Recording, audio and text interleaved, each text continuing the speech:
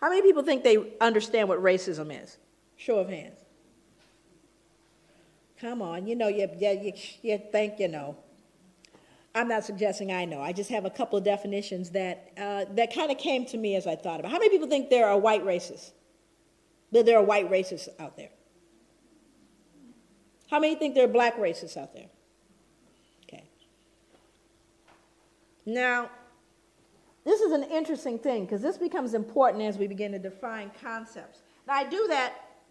I usually define concepts all the way. But one of the things that I do is I try to help people get a picture of what I mean by racism.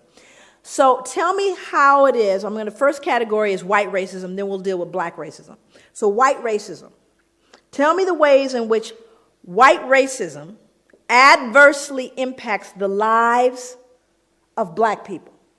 Just what are the ways that white racism can adversely impact the lives of black people as a group? What are some of those ways? I'm sorry?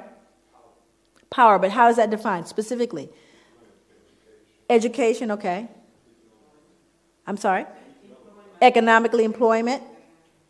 What else? Housing, what else? Policing.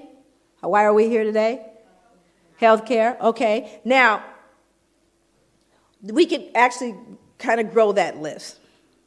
Now we're going to move over to black racism. Tell me the ways in which black racism adversely impacts the lives of white people as an entire group. Thank you. The reason why you become silent, there's one that always comes up, and that's fear. White people are afraid of black people. They are afraid of us. And it's a very interesting thing because black people know it. We know white people are afraid. But you have to start getting into the psychology. What are you afraid of? Why are you afraid? But it's an interesting dynamic. Now, also you see the difference in what racism is, do you not? Racism implies you have not just prejudice, but the power to do something with that prejudice. Now, I don't like you, not only that, but I'm going to control whether you can get, I may say I hate you. I hate white people. I hate them. It's not going to change you getting that, loan when you go to the bank. I can hate you all the way to the bank. Not going to change. Do you see the difference? That whereas white racism says, not only do I not like you, but I'm going to change the impact of where you can live. I'm going to determine with that racism where your powers are. You following me? And I'm talking about as a group, not an individual, because people said, I remember when my uncle didn't. I'm not talking about your uncle. I'm talking about the whole group. I'm not talking about an incident. That's a difference.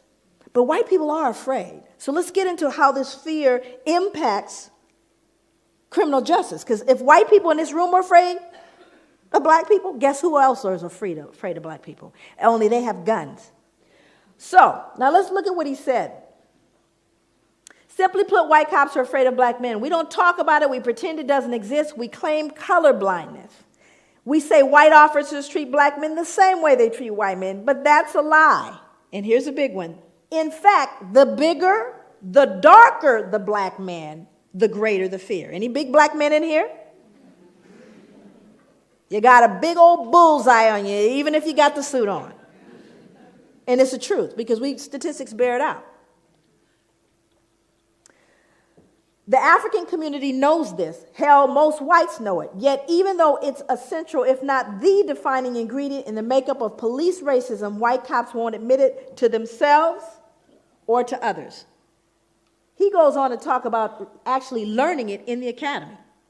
Norm Stamper, he told on everybody. He had folks indicted. He now lives in a cabin on a mountain somewhere in the San Juan Islands. That's where he lives. Nobody knows where he lives because he knows they're coming after him, and they have.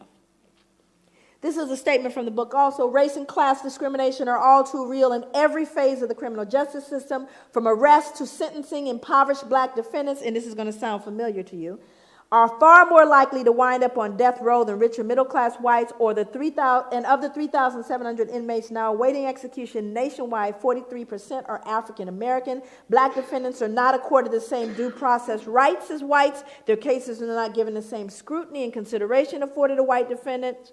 Not now, Not ever, not in this country. This is what the man said. It was dismal. But he doesn't believe it's possible in the current system. So what we have to realize is we need to be realistic about that. So what I have to do is teach my sons how to navigate this, do I not? Doesn't matter what I think and, oh, baby, we are the world. No, this is real.